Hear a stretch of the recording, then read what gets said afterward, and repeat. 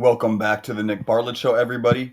My name is Nick Bartlett, and I'm a senior writer here at Super West Sports, as well as at OregonSportsNews.com. And today on the show, I'm going to kind of just be giving you some things I've liked out west this year. I'm going to be highlighting three teams in particular. Sticking with my format for the games, I'm also going to do two quick hitters on teams, but really just going to do three kind of quick recaps on things I really enjoyed watching this year out west. Just some surprises, some not surprises, and just some cool things all around, really. Kind of please just remember, like and subscribe, Bill. Don't like asking that. You can hear not really my favorite thing to do, but hey, I'd appreciate the support.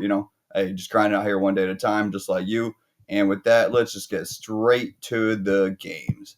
So the first team I have to highlight, and I actually haven't talked about them much this year, is Oregon, and they're just really looking like an SEC team under Dan Lanning. I think in past years they were just built differently, and you've seen it now in the Iowa game. You've seen it in the Washington game. They just find ways to win with, kind of some, I don't want to say ugly football because it's still Oregon, but with defense and special teams.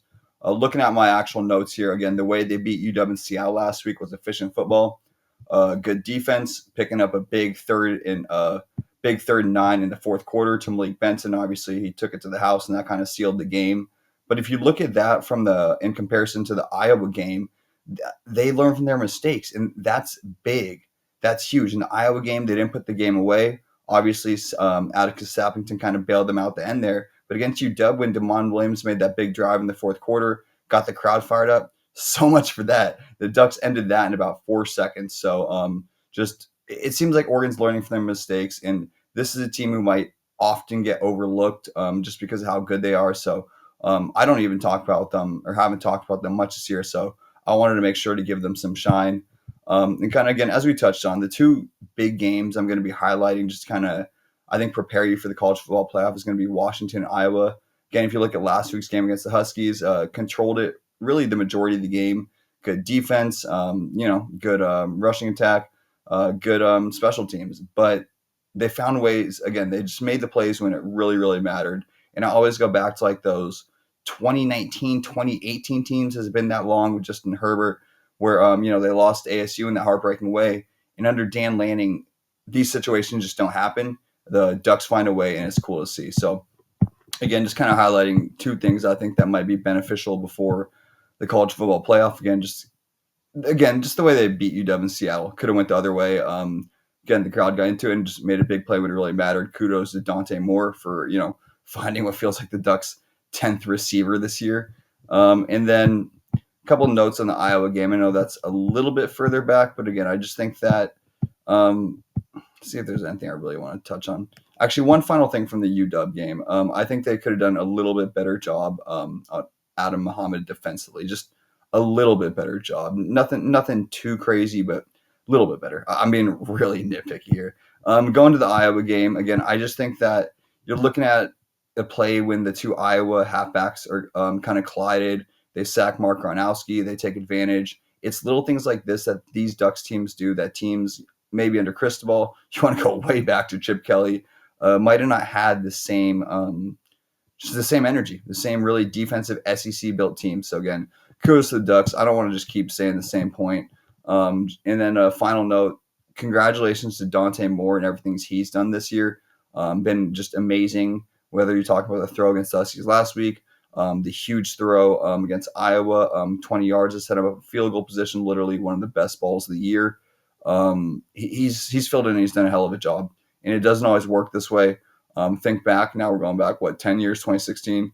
That Maxwell guy from Eastern Washington, is it Vernon or something? Now I'm talking about an NBA player, but the transfer from Eastern Washington who came in for the Ducks a long time ago just didn't quite get the job done. So I'm always happy to see, a quarterback do their thing and fill in, especially at a high level program like Oregon. It's good stuff, and it's important. I mean, it's everything, really. I mean, again, without these two big throws, all of a sudden you're looking at potentially an entirely different season.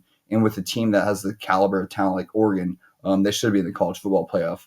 But again, if he doesn't make this one throw against Iowa, doesn't make this one throw against Washington, all of a sudden you're looking at a team with potentially 3 losses. So good job, Dante Moore, making the big throws when they mattered. I wasn't sure on him at the beginning of the year, and I was wrong. And I'm glad to say that. Hell of a job by Dante Moore this year. I think that's pretty much it I want to say on the Ducks. Yeah, just final note. Didn't again, as I probably said this already, but I just want to make sure they didn't make the same mistake twice against Iowa. They didn't put the game away. Gronkowski went there, even if Tatum Tudioti literally ran into his own guy and couldn't tackle Gronkowski. Bottom line, the Ducks learned from their mistakes and put the game away this time. So that was important to see, at least for me. And just looking at the Ducks in general, just pretty dominant on defense. They're flying everywhere. You got if you don't watch the Ducks as carefully, maybe you're kind of a national guy. You know, spend a little bit more time with East Coast teams. All love, but if you're just looking at their defense, Tudioti's an absolute beast on the line. Thiemann tackles literally everything, and Bryce Beecher, kind of just another very solid playmaker. And even you could even go a little bit deeper and say Mateo. Oh boy, it's been a while. Ugalele. Ungale. It's been a while since I said that one. So, but yeah, just really, really a talented defense. You could really shout out any. Those are kind of the four. I think just from a national standpoint, I think that Tudioti, Thiemann, and Beecher are probably kind of the three most notable guys. But if you again just depth all over, and you look at a guy like Uyangale, I think just speaks volumes. Again, they're winning because of their defense. It's not like these old school Oregon teams. So moving on here, the Ducks, I just want to make sure they get their love. Obviously headed to the college football playoff, but I think they get overlooked. And really just excited to see what they can do.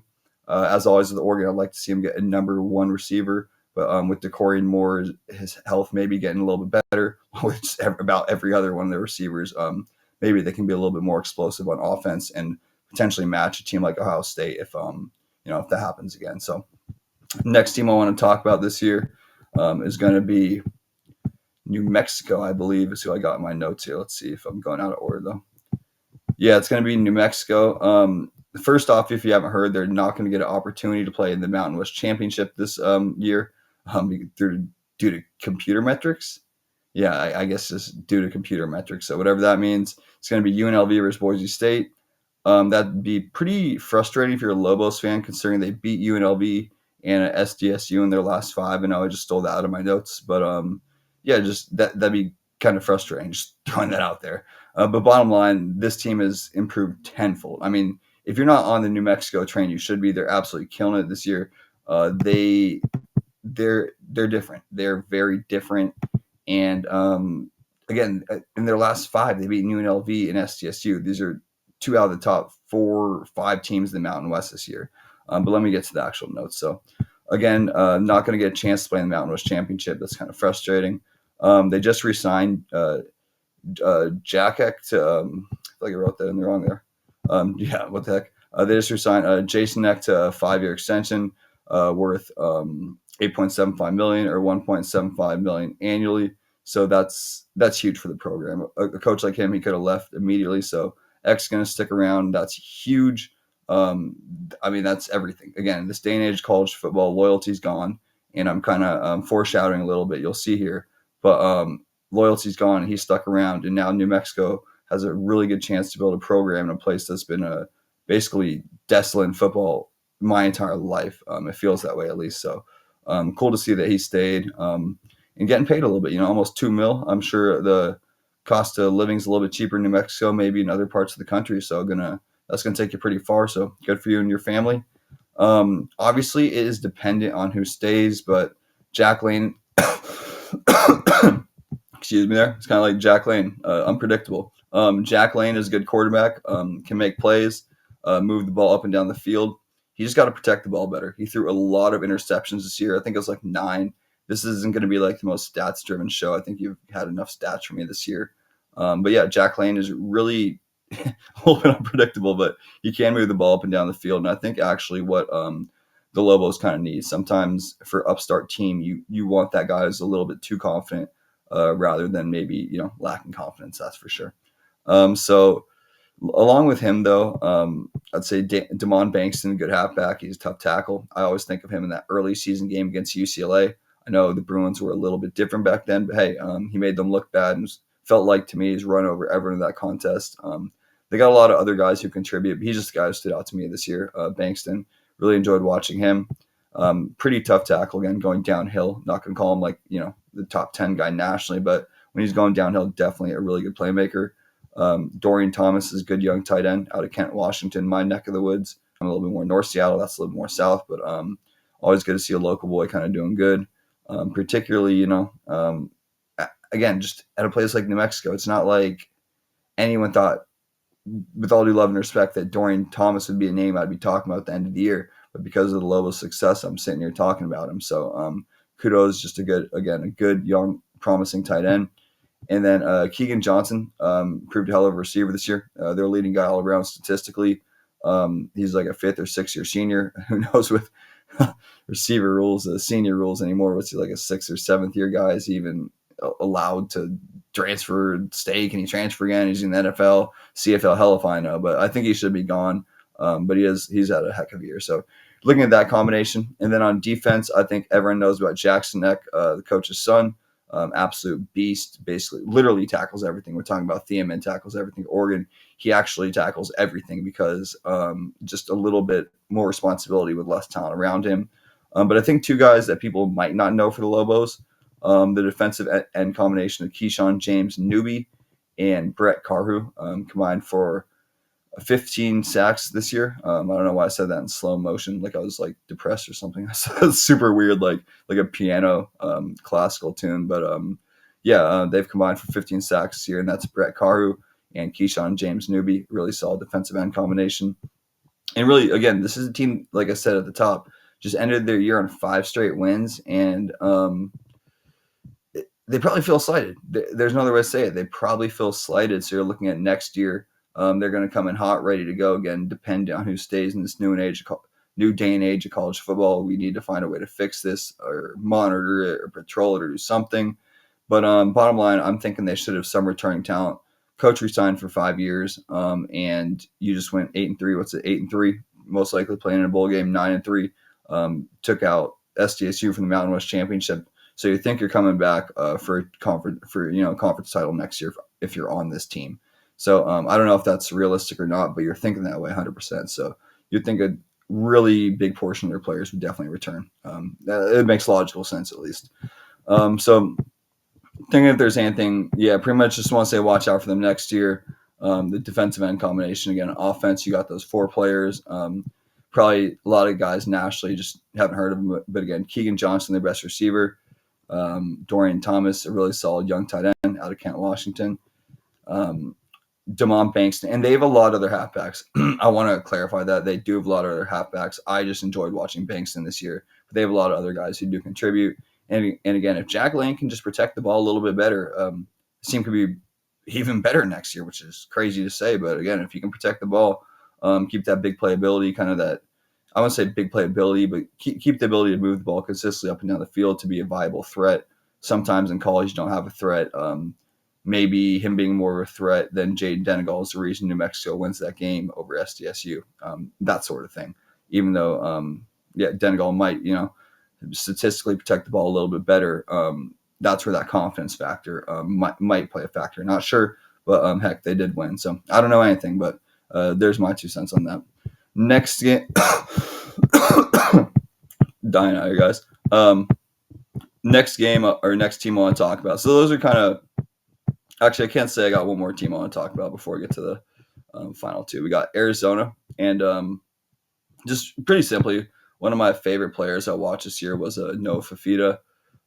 He could have left. I think that's the easiest way to say it. I mean, he probably should have left in a lot of the way a lot of people view the world, but his loyalty was rewarded this year. 9-3, just got a Territorial Cup win and put a phenomenal stats, and it's just been cool to see someone actually sticking around in a place for a couple of years. That's what college football is always about. That's what's kind of hinting to with the foreshadow for New Mexico. So just really, really cool to see this for Fifita. Happy that he's getting the success I feel he deserves. And the Wildcats are just killing it. I mean, there's no other way to say it. They're absolutely killing it. So just really, really cool to watch this and see this. Kind of looking at the notes here, see before I spoil and go on my random tangent about their secondary. Let me actually look at my notes for once. I mean, I guess this is pretty important to say. So, like, even in the games they lost, I think back to the BYU matchup earlier this year, he was giving them a chance to win. So he made a perfect throw in overtime to Javen Watley. Fortunately, Watley dropped it. Watley's still a great receiver, but just dropped that one. But even in the games where they lost, like he was killing it. And I think back to that BYU game they should have won. Barrett Bachmeier like fumbled like an overtime or fourth quarter. Felt like everything went kind of against ASU, or against the sorry, I can't make that mistake. Against U of A. But then again, I guess you look at the Kansas game, it kind of felt the other way where Kansas outplayed U of A, and U of A may have got a victory. So I guess it kind of comes full circle. But just bottom line is he was making throws and plays even in games they lost again. Perfect throw to Watley in overtime. Just unfortunately that one kind of slipped through his hands. So Fifita just getting rewarded for success, and I'm really happy to see that. I love loyalty, so that's really cool for me to see. ESPN has done projected to go to the Vegas Bowl, which I think they should get a bigger bowl than that. Projected against Illinois. I won't do too many bowl projections here, but I do think this one's notable because I'd love to see if it was Illinois, Arizona, and if Luke Altmaier actually did play. It'd be fun to see him against the Wildcats secondary. Altmaier is a really confident, solid quarterback, but I would just like to see kind of, again, against the top tier secondary and the Wildcats. You're looking at a team that has 3 guys with 4 interceptions apiece.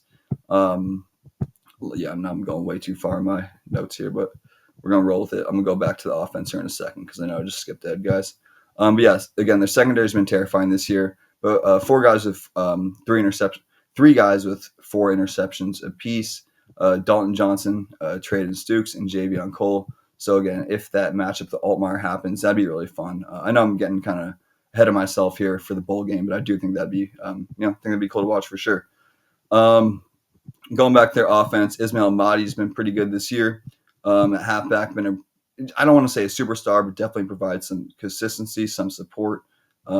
Chris Hudson, formerly of Oregon and Washington State, has actually turned into their number 1 receiver. Kind of a quick, shifty guy in the slot, and has added a little bit better route running this year. So, he's turned into a really solid number 1 receiver for Fifita.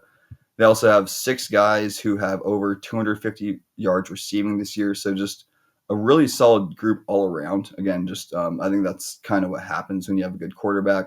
So Fifita just getting multiple guys involved. And I think 4 players over 350 yards receiving. So you're looking at Ismail Watley, Ismail Mahdi, Chris Hudson, Javon Watley, and they have a bunch of other guys, again, getting involved here. So Arizona's a good team, great secondary, great defense.